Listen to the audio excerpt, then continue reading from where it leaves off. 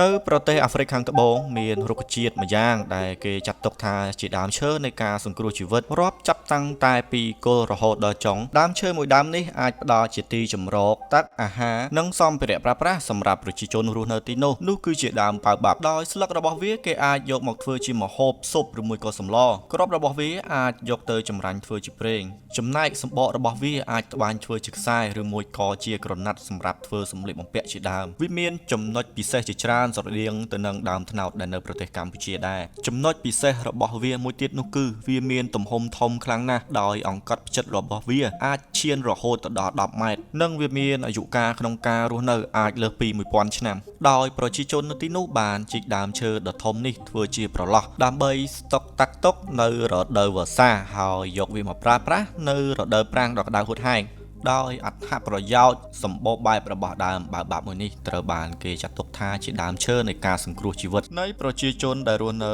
ប្រទេសអាហ្វ្រិកខាងត្បូងទាំងមូល